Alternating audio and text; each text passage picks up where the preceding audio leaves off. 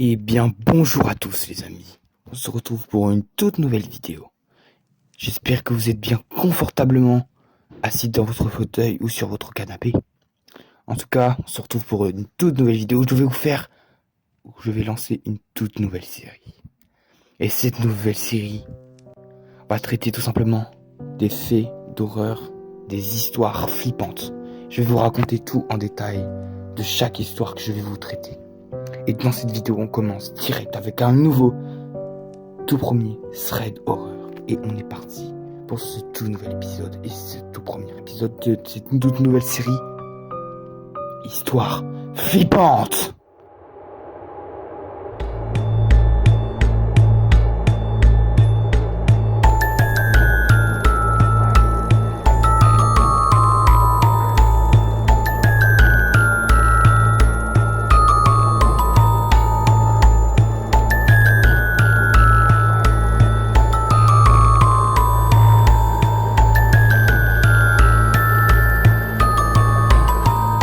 Bon les amis, on est parti. J'espère que vous êtes bien confortablement installés.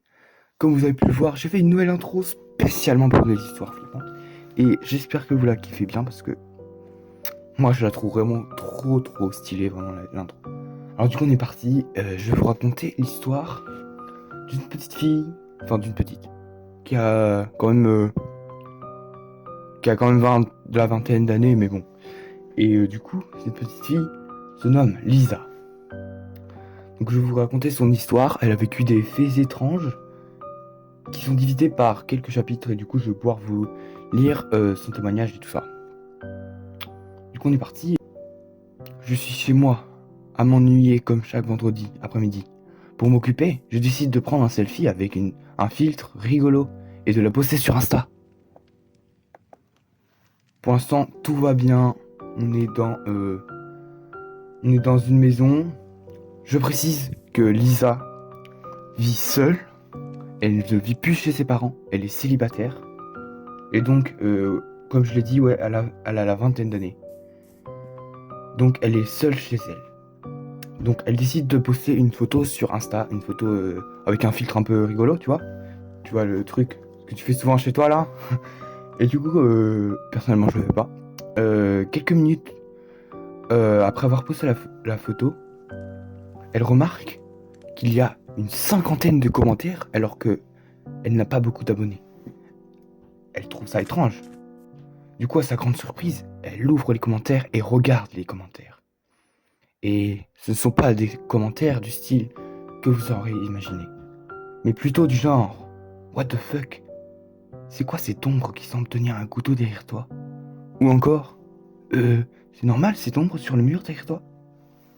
Alors Lisa décida de zoomer derrière elle sur la photo et elle vit bien une ombre tenant un couteau. Alors elle commence à flipper un peu, normal hein, parce que jusque-là, quand tu prends une photo et que tu te rends compte qu'il y a une ombre qui tient un couteau derrière toi, c'est normal que tu flippes, c'est normal que tu flippes. Ouais, je te le dis, c'est normal. Du coup, voilà. Elle décide alors d'appeler une amie pour tout simplement lui tenir compagnie et voilà, et aller chez elle pour passer la nuit parce que en fait ça va être la nuit et elle flippe beaucoup trop pour rester toute seule dans sa maison à faire ce genre de truc, à dormir avec cette idée-là qu'il y a une ombre chez elle filmante, voilà. Du coup, son amie elle accepte donc que Lisa vienne dormir chez elle. Et du coup elle explique et tout et son amie limite elle flippe beaucoup plus qu'elle parce qu'en fait elle croit au paranormal et tout ça et du coup elle flippe beaucoup plus. Du coup elle propose à Lisa de rester dormir pour la nuit chez elle. Du coup le lendemain Lisa elle décide de retourner chez elle tout en flippant parce que voilà toujours. Et elle propose à son amie, enfin la supplie qu'elle vienne avec elle vu qu'elle flippe beaucoup trop vraiment là. On sent qu'elle est trop dans son appartement. Et bah, elle rentre, elle ouvre la porte et elle se rend compte qu'il y a la même ombre qu'hier. Mais cette fois, il n'y a pas de couteau. il y a juste donc une main en ombre. À la seconde, tétanisée par la peur, elle, elle bouge plus. Elles sont tétanisées, elle reste comme ça figée. Puis puis elle se regarde. Et tout d'un coup, elle fuit en hurlant. Et elle oublie même de refermer la porte. Du coup, très grave erreur, déjà. Très très grave erreur. Faut fermer la porte, faut fermer la porte. Même faut fermer la porte, y a pas à chercher. Et bah voilà, quoi, c'est... Du coup, il fuit, il décide de fuir la maison. Il flippe toujours qu'il y ait une ombre, en fait. Voilà, c'est tout. Bah, c'est normal, hein, mais bon. Voilà. Du coup, arrivé dehors, son ami, l'ami de Lisa, le propose, lui propose d'aller dans un hôtel. Donc, forcément, Lisa, elle accepte, hein. On va pas se laisser, voilà, hein. Et du coup, Lisa, elle se dit qu'un hôtel, c'est plus sûr qu'un appartement, même si c'est celui de son ami. Enfin, il y a plus de gens, c'est plus sûr, quoi. Du coup, arrivée dans la chambre d'hôtel, elle poste une photo sur Twitter de l'ombre qu'elle a vue précédemment, car elle avait préparé son téléphone pour prendre une photo. Et voilà, au cas où elle se souvenait, quoi. Enfin, elle a pris ses précautions, c'est tout. Et elle demande à l'aide sur Twitter. Voilà, bah, voilà, quoi. C'est la première chose qu'elle fait. Moi, j'appelle la police, hein. Ouais. Enfin, je vois une ombre avec un couteau. C'est pas, c'est pas pour faire joujou, hein. C'est pas pour. Non, non, non, non. Tranquille. Non, non, c'est pas pour faire ça. Du coup, quelques minutes plus tard, il y a encore une dizaine de commentaires. Bon, c'est pas une cinquantaine, c'est une dizaine de commentaires, mais pas ce qu'elle imaginait encore. Car ils disent euh, il n'y a absolument rien sur cette photo. Et il y a aussi des messages haineux du genre fake ou arrête de mytho. Donc voilà, c'est en fait c'est bizarre parce que il y a des gens, ils voient rien sur la photo. C'est bizarre. Et donc il leur répond, Lisa leur répond alors en leur disant qu'il y avait quelque chose sur cette photo quand elle l'a postée, mais rien n'y fait. Les gens continuent de l'insulter. En fait, c'est comme si l'ombre avait disparu de la photo sur Twitter. Donc là, on passe au deuxième chapitre. Et là, donc là, c'est fini. Ils sortent avec Twitter. Là, ils veulent s'endormir. Ils veulent juste être tranquilles. Ils veulent juste se reposer, se détendre pour passer la nuit et reprendre le lendemain matin pour être tranquille, serein. Bon, déjà, moi, j'ai ces situations. Qu'est-ce que je fais? Je prends mon appart, je le vends, je rachète un autre beaucoup mieux. Vraiment. Moi, direct, je vois un truc paranormal dans mon appartement, alors que je viens d'acheter, c'est sûr, là, je... Non, non, je vends, je vends. Non, tu restes pas dans un appartement comme ça, non, c'est pas possible. C'est juste pas possible. Non, non, non, non, non. Moi, je fais pas ça, hein. Même pas, je fais un hôtel... Non, non, non. Enfin, si, quand même, pour éviter de dormir dedans les jours, le temps qu'il soit vendu, mais bon. Sachant que tu viens de l'acheter. C'est un peu bizarre, mais bon. D'ailleurs, elle aurait dû voir... Ouais, non. Non, ouais. Du coup, après 2 heures passées à essayer de s'endormir, donc Lisa et son ami, ils ont finalement réussi vers minuit. Le lendemain, il se réveille, mais son amie, qui s'appelle Mélanie, au passage, n'est plus dans sa chambre. Donc du coup, le lendemain, il se réveille. Et j'ai déjà dit, excusez-moi, j'ai été parti faire quelque chose. Donc on reprend. Donc, Lisa s'inquiète plus. Elle se dit qu'elle est sans doute partie déjà au petit déjeuner, tu vois. Elle s'est réveillée plus tôt et tout ça, quoi. Euh, mais elle se dit quand même qu'elle aurait pu prévenir, même quand même. Donc, Lisa décida de descendre pour aller manger, en lui laissant un petit mot au cas où elle rentrerait dans la chambre, sans que, sans que Lisa l'ait trouvée à la cafétéria. Donc, Lisa décida donc de descendre aller manger, mais elle ne trouve pas Mélanie, donc elle se dit qu'elle est sûrement partie du restaurant quand elle est arrivée, tout simplement. C'est, voilà, c'est ta logique assez réfléchie, quoi. Du coup, elle remonte dans la chambre de l'hôtel et elle n'est pas là non plus. Donc là, c'est vraiment bizarre. Là, elle commence à stresser un peu. Donc elle lui envoie donc un message sur son téléphone en disant t'es où? Et du coup, une demi-heure plus tard, Mélanie n'est toujours pas là. Donc elle lui renvoie un message sur son téléphone, Lisa, cette fois en disant bon, réponds-moi, là je commence vraiment à m'inquiéter. Voilà, donc là vraiment la pression commence à monter, on sait pas, il y a, pour résumer la situation, il y a, il y a quand même une ombre chelou chez elle avec qui tient un couteau, qui disparaît quand on la poste sur Instagram, enfin une fois, et donc il décide d'aller dans un hôtel, et là, son ami, sa pote a disparu. Voilà. Y a pas pire quoi. Enfin, je sais pas ce qui pourrait arriver de plus. Enfin, si, vous allez voir. Je sais même pas comment ça se termine, mais on va voir. Je sens pas que ça va être bon signe la fin, hein. Du coup voilà, on reprend. Donc une heure plus tard, elle n'est toujours pas là.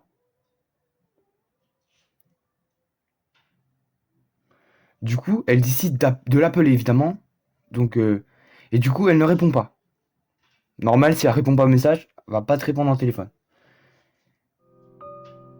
Mais quand elle s'apprête à raccrocher, elle se rend compte qu'elle est sur un répondeur, mais c'est pas le répondeur de d'habitude. C'est un nouveau répondeur. Et ce répondeur, il dit tout simplement She's dead. Ouais, je rigole pas, je rigole. Le répondeur, il dit littéralement She's dead. Voilà. Donc toutes les personnes qui appellent ce numéro, bah déjà ils tombent sur le répondeur et ils entendent She's dead. Voilà. Donc sa mère, elle l'appelle She's dead. Ok. Du coup voilà, en écoutant ce téléphone, et bah elle fait tomber son téléphone. Du coup son cœur s'arrête de battre. Puis c'est le trou noir. Du coup elle est tétanisée encore une fois. Elle a trop peur là, vraiment. Elle comprend rien à ce qui se passe. Elle flippe trop là. Là, elle se dit vraiment, il y a un démon sur moi, c'est pas possible. Du coup, puis là, elle se réveille d'un coup là. Et en fait, devinez quoi? C'était un fucking rêve. Et ouais, c'était un fucking rêve. Et du coup, elle se réveille. Et du coup, qu'est-ce qui se passe? Il y a sa pote, donc Mélanie, qui lui dit, qu'est-ce qu'il y a? Vu que Lisa vient de se réveiller en criant, littéralement. Du coup, Mélanie lui demande qu'est-ce qu'il y a. Voilà, tout simple. Et du coup, Lisa lui répond rien, rien, j'ai juste fait un cauchemar. Donc le lendemain, le vrai lendemain, du coup, Mélanie et Lisa, donc, ils vont ensemble au restaurant. Donc c'est toi au vrai restaurant aussi, du coup. Et du coup, en allant au restaurant, elle se rend compte qu'elle a mal à une côte. Genre, elle a mal à une côte, quoi. Et du coup, elle se dit que c'est normal, puisqu'elle est tombée hier, quand elle s'est évanouie. Et là, elle se dit, mais attends, mais c'était pas hier. C'était dans son rêve. Dans son rêve, en fait, elle s'est évanouie. C'est très chelou, hein. C'est très très bizarre. Et du coup, ça veut dire, elle se dit que ça veut dire que à ce moment-là, elle reste figée sur place, bouche bée, les yeux regardant dans le vide. Vraiment, elle comprend rien. La pauvre, elle se fait attaquer de partout, dans ses rêves, dans ses cauchemars, dans la vraie vie, dans son appart. Elle se fait attaquer partout dans le resto même, du coup. Et du coup, elle se dit, elle met des hypothèses, du coup. Elle se dit que ça veut sûrement dire qu'elle est tombée dans la nuit. Sinon, c'est pas possible. Et du coup, elle se dit aussi que, elle fait une autre proposition. Peut-être qu'elle se serait remise sur son lit sans se réveiller. Ou alors, elle se dit qu'elle est sûrement somnambule. Et du coup, elle comprend rien, vraiment, elle se dit tout ça dans sa tête, elle comprend rien. Du coup, il y a Mélanie qui lui demande, du coup, ça va Lisa? Vu qu'elle comprend rien là. Lisa, elle est bouche bée, elle est figée, elle regarde un point fixe. Mélanie, forcément, vu que c'est sa pote, elle va lui dire, elle va lui demander qu'est-ce qui se passe. Du coup, après, Lisa lui répond, oui, oui, j'étais juste perdu dans mes pensées. Faut lui dire la vérité, faut lui dire ce que tu penses là, mec. On parle d'un truc, d'un fait paranormal, d'un fait étrange. On peut pas le laisser comme ça. Du coup, ils ont décidé de rentrer à l'appartement de Mélanie, donc pas à l'appartement de Lisa, donc pas celui qui est à le point avec le couteau. Du coup, la nuit est arrivée depuis longtemps et Mélanie dort. J'ai l'impression ils font que ça de dormir. Donc attends. Ah oui, c'est-à-dire ils ont passé la journée dans l'hôtel. Ok, ouais, je comprends. Du coup, la nuit est arrivée et Mélanie, elle dort, elle s'endort. Mais pas elle. Elle n'arrête pas de se retourner dans son lit et tout ça. Et tout à coup, son téléphone vibre. Elle allume, du coup, et regarde. Et c'est un numéro inconnu. Donc elle commence à avoir très peur, elle commence à beaucoup flipper. C'est vraiment pas ce qu'il fallait, un numéro inconnu. Du coup, c'est... Ouais. Mais bon. C'est sans doute quelqu'un qui s'est trompé de numéro ou qui fait une blague, quoi. Elle se dit. Elle fait tout le temps des propositions pour se rassurer. Vraiment, c'est vraiment pas mal de faire ça. C'est une bonne réaction. Donc elle regarde. Donc elle regarde son téléphone, du coup, quand même. Et elle voit qu'il y a un message de ce numéro inconnu qui dit... Tenez-vous bien. Qui dit... Regarde par la fenêtre. Elle dit... C'est ce qui reste de marqué sur le message. Ah là là, tu reçois ce message, tu flippes, mais pas possible, je te jure. Ah non, moi je peux pas. Ah non, ça me fait des frissons là. Tu peux pas.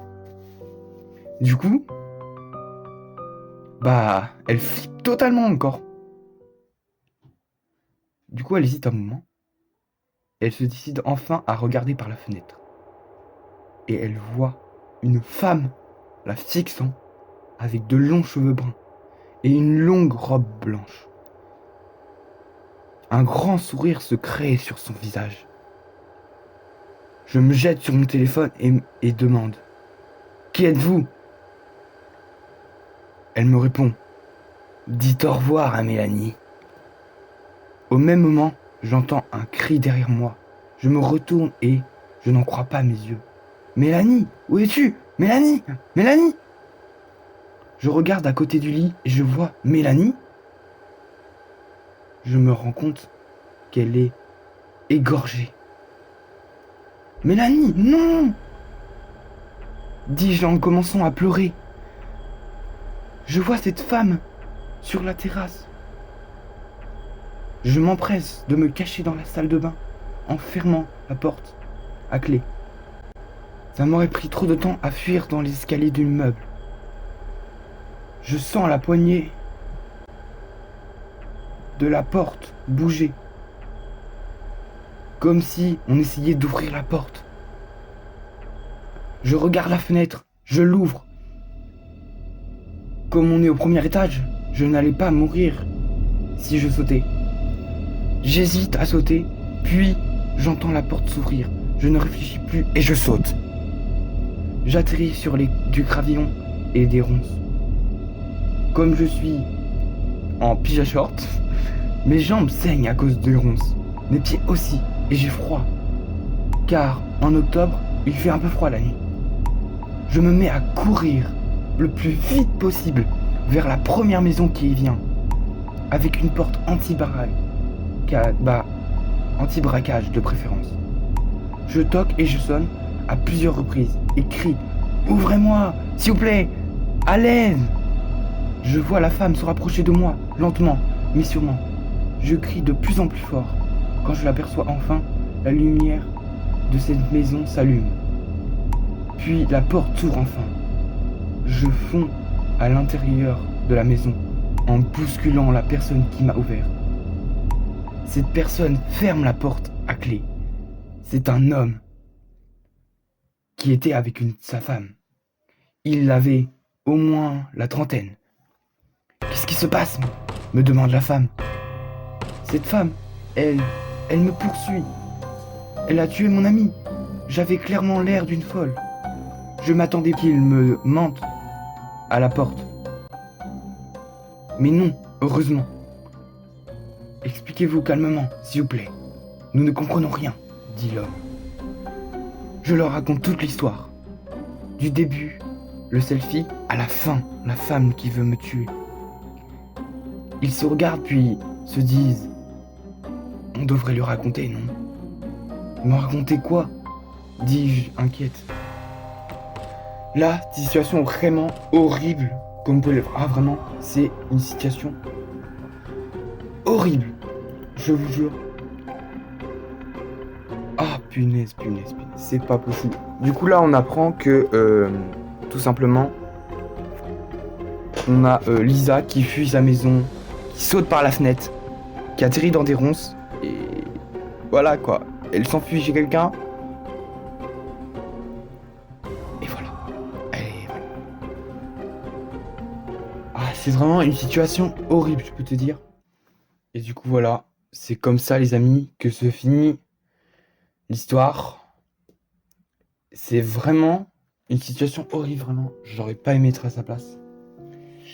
J'ai l'impression que le témoignage est fini.